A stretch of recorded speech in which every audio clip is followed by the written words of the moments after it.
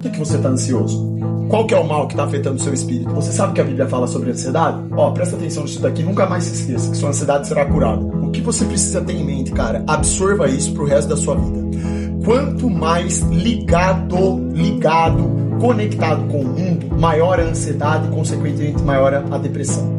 Quando você entendeu a vida, você sabe que tudo se trata de renunciar o mundo em detrimento da ordem do Criador.